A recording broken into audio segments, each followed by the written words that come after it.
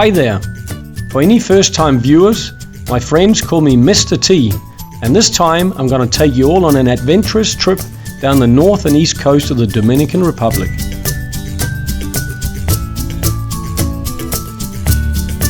We'll start in Puerta Plata and visit several coastal and inland scenic locations, all the way to Samana's remote peninsula, and then we'll head onwards to Punta Cana and back.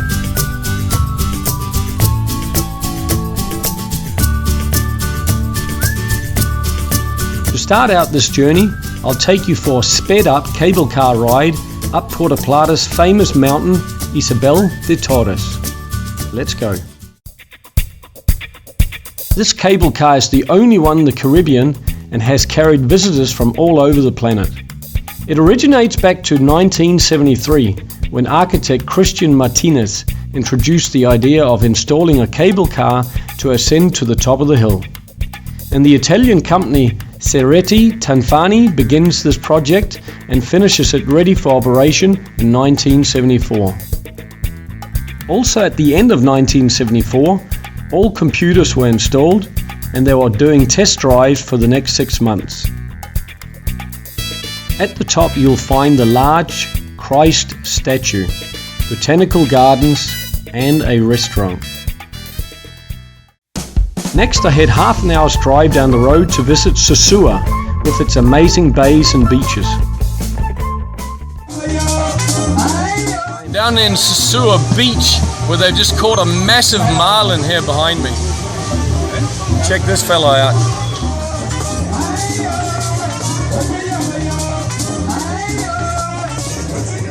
Absolutely magic out here. This is one of the north coast beaches and it just goes on lagoon after lagoon after lagoon. And you can have a whole beach for yourself.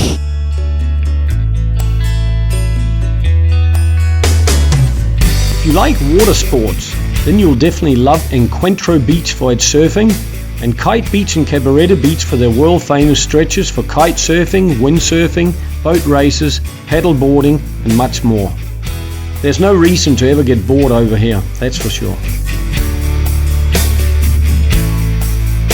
Next, let's check one of the nearby apart hotels where you might either rent or potentially invest if you like it over here. The one I'm at the moment is called the Apart Hotel Las Cañas, which is in the hills above Sosua. It's a beautiful place for communal, large pool, playgrounds, gyms and much more. Let's take a little look around.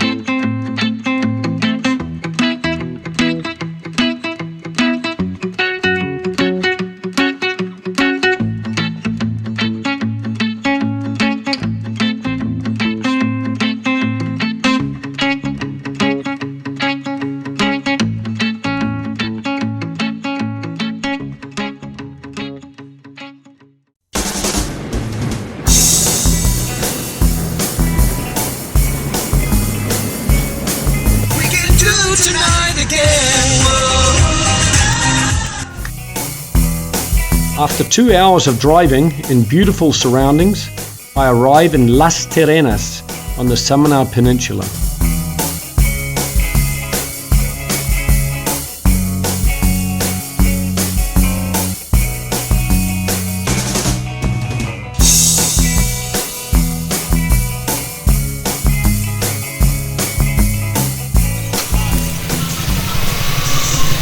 Tempo here in Las Terrenas is very slow in general, except on the roads. You'll find a lot of nice restaurants, bars, cafes, and the shopping's pretty good here too.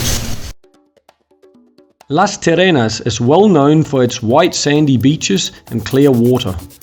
Tourism in this region is constantly growing due to investments in tourist infrastructure such as hotels, clubs, restaurants and shopping centers.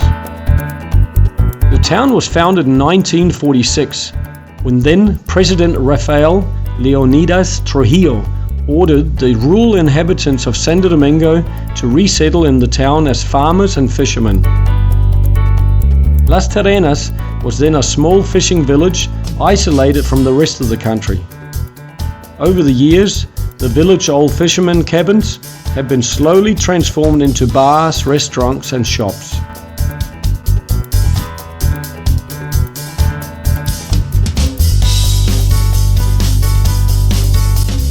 Once a rustic fishing village, Las Terrenas today is a cosmopolitan town with mainly French and Italian expats living amongst Dominicans.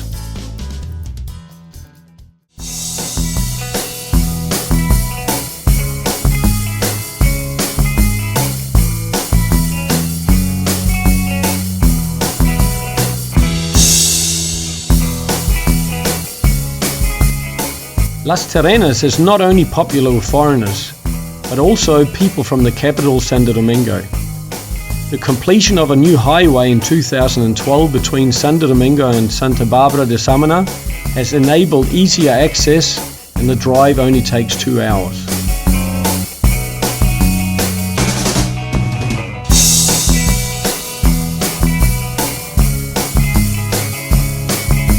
The population is now over 40,000 people, plus all the tourists that come in.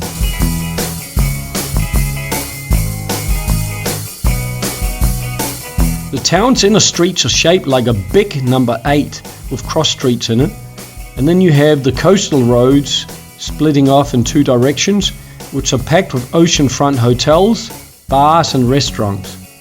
You can dine at a table on a deck just 1 or 2 feet above the sand, not far away from the water's edge.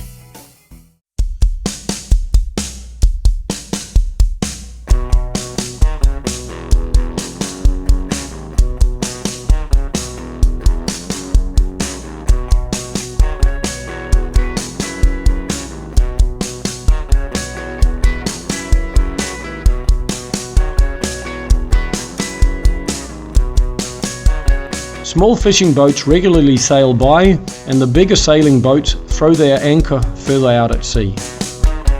The restaurants here have higher prices than you find further up the north coast in Sosua, Cabarete, Puerta Plata, and they usually add 26% tax.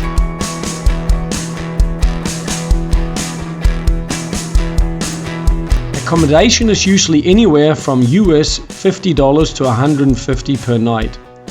And I managed to find a decent apart hotel called The Oasis, which at this time cost me about $60 for the night.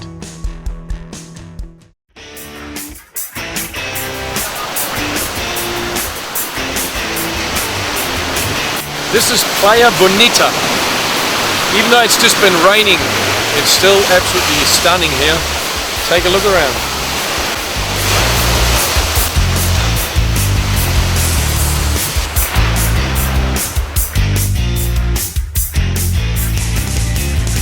As I headed down the highway from Las Terrenas to Samana, I came through a small roadside village where the locals enjoyed swimming in a natural clear water pool. All the water originated from natural springs from the hills above.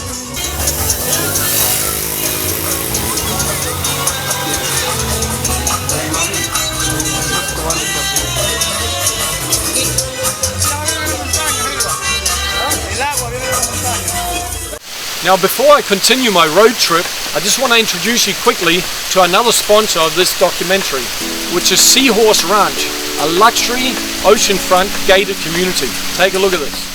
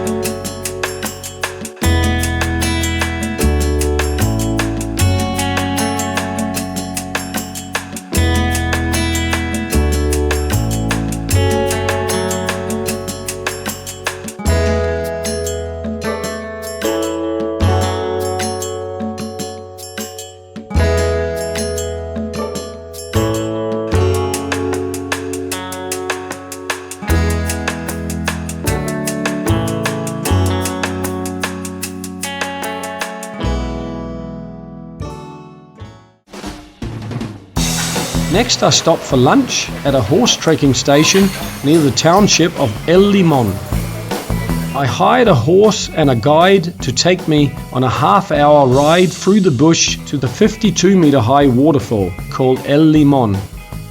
You'll find a beautiful freshwater swim hole at the bottom and other smaller waterfalls surrounding it. Your guide, who I do suggest you tip, will be walking, not riding, and he'll keep your horse moving and behaving. I suggest you either wear good sandals or some sneakers. On horseback here, heading for El Limon waterfalls. There are almost a dozen horseback riding operations in this area, which they call paradas, which are found both in town and along the highway towards Samana. It's not though recommended to hire someone off the street, as there are little savings in this and the service is known to be substandard.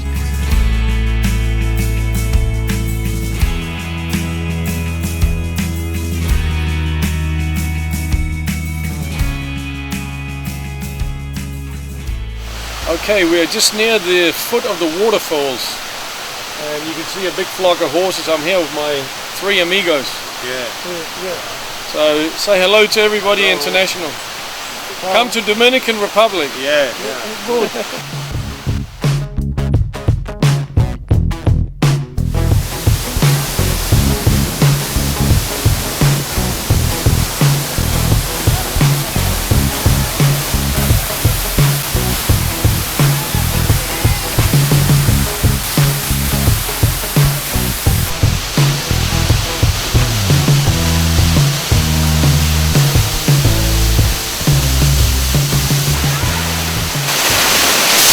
Now I'm at the famous waterfall El Limon between Las Terrenas and Samana.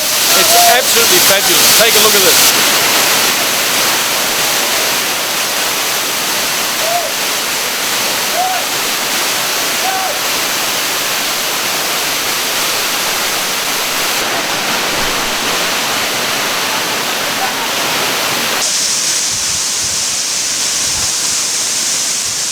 It was very exciting swimming under these falls, but I did though come across a very spooky character who was hiding in the rocks.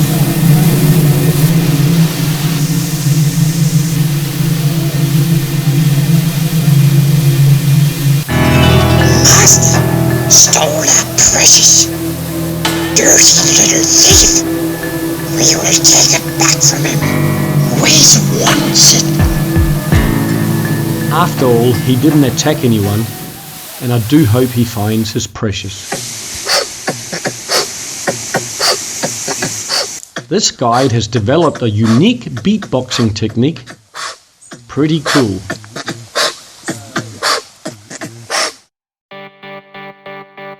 Just before I continue my journey down the Dominican coastline, I just want to take a minute to introduce you to one of the sponsors of this video. It's a residential community located between Sosua and Cabarete called the Gardens of Lomas Mironas. So if you're coming over here to either rent or buy something, this could be it for you. Take a look.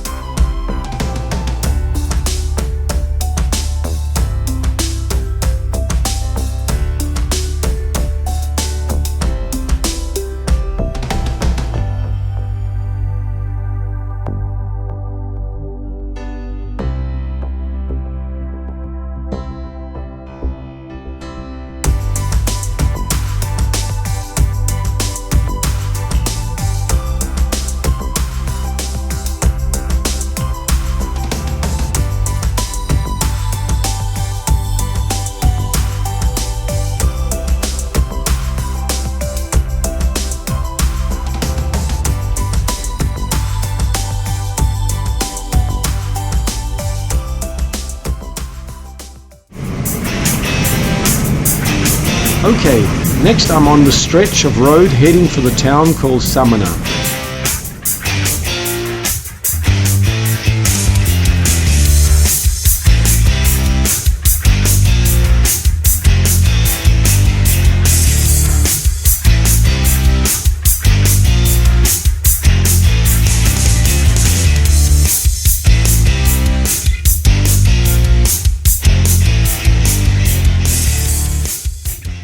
now reached Samana. Down here they call it Santa Barbara de Samana. It's a nice bridge over to a little island over here. So I'll probably go exploring there soon. The bridges to nowhere are the icons of Samana. Built in the late 1960s, these famous bridges were intended to have a casino complex built on it with a restaurant and bar. And only later in the mid-80s did they open a 2-level restaurant and bar on it, which lasted only a few years, and today only the structure remains. Down by the water, you'll find many park benches with rest areas spread along the 1.3 kilometer length of walking distance. And this is a favorite place amongst the locals and foreigners to take a stroll early in the morning or late afternoon before sunset. Surrounded by lush tropical mountain hills, Samana is one of the main centers for whale watching tours in the Caribbean region, and it's got its own paradise island called Cayo Levantado, just a few minutes away by boat.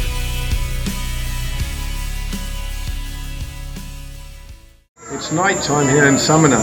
Now I'm just waiting for a meal in a restaurant, enjoying a little Presidente. I didn't get paid for showing their beer, but anyway, nice drop. Samana is a little bit of a rundown town. Comparing with Las Terrenas, there's no comparison. But I've heard the beaches around here are really good, so tomorrow I'm going to go exploring and see what I can find. This Samana beach is called Los Cayos. It's situated below the Barcelo Hotel. And as you can see behind me here, there's a big elevator that people can take down, or there's also a staircase. Quite magic here.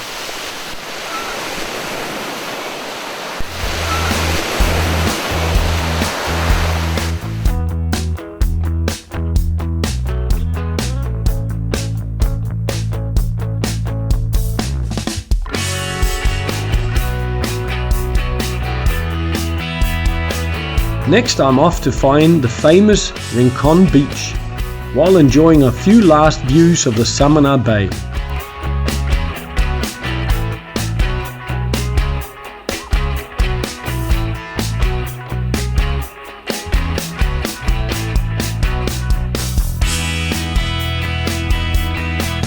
Along this road stretch, there's plenty of beautiful bays and beaches, and you'll encounter salespeople who will try to sell you trips to the island.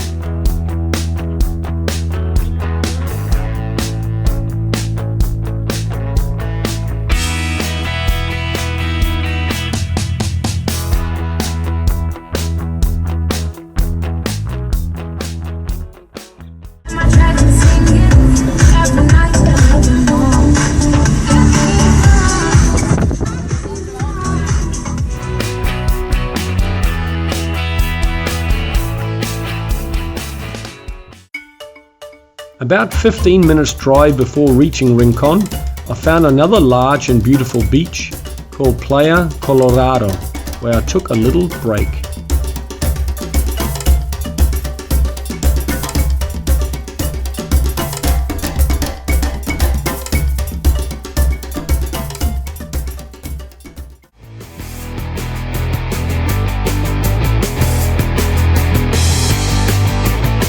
The last stretch had very windy roads through the tropical hills with magic views.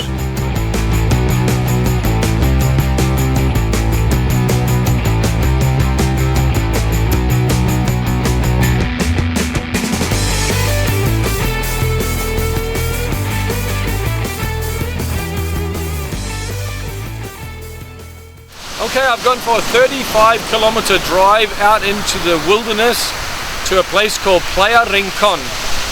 This is one of the top 10 beaches in the Caribbean. Beautiful.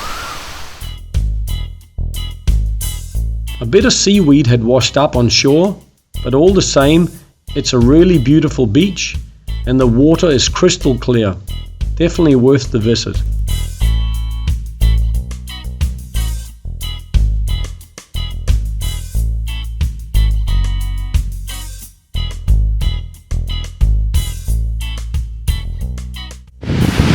Very refreshing. At Playa Rincon, They also have a small restaurant area where they will fry you freshly caught fish and other seafoods, so there's no reason to go hungry while visiting. After a nice dip and a rest, I'm off again, heading for Bavaro and Punta Cana.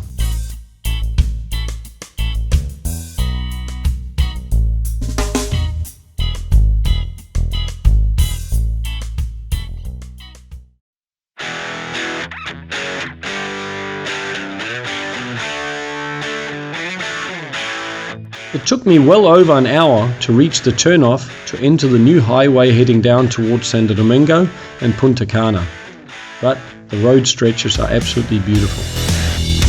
I had to stop and pay at several toll ramps, and after this trip I calculated my total toll fees return to be about $40. Not too shabby.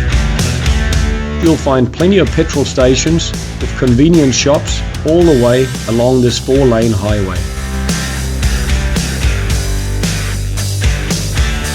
Once you reach the southern highway, you either head right towards Santo Domingo or go left towards Punta Cana. After another 2 hours of driving, I finally reached Bavaro, where I booked into a hotel called Hotel and Casino Flamboyant, which was about $45 for the night. And I enjoyed catching up on some much needed sleep. Okay, it's morning again, and it's time to explore this area.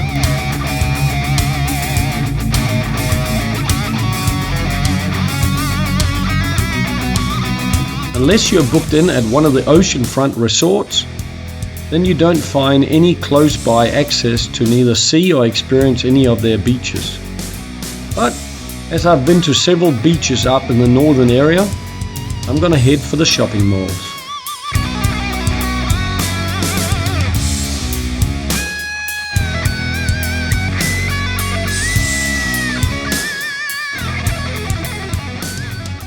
One good thing about Bavaro and Punta Cana is you hardly find anybody hustling for money. If you go to Samana, on the contrary, there's people hustling you all the time. You try to stop by the roadside, they'll start motorbikes and start chasing you down the streets. But down here, there's more money, more security, and obviously better training of staff. And people seem to just be more well-behaved in public. At their malls here, you'll find high quality clothing and goods with known European and American brands. Prices are fairly high in my opinion, but then again, it's the main tourist spot on a Caribbean island. A large majority of the tourists arriving in the Dominican Republic fly into Punta Cana. As for me, I like this luxury occasionally, but I much prefer many other tropical spots around this beautiful island. So I didn't hang around for long. Time to hit the road again and head for the north coast.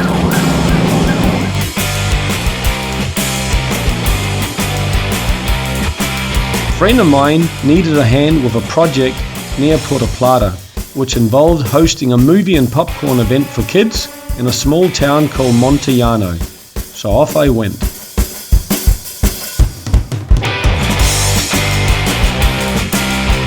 We helped out filming and with the setup. And as I occasionally do a bit of singing, then together with my friend Joe, we entertained the kids with a few classic rock tunes leading up to the movie.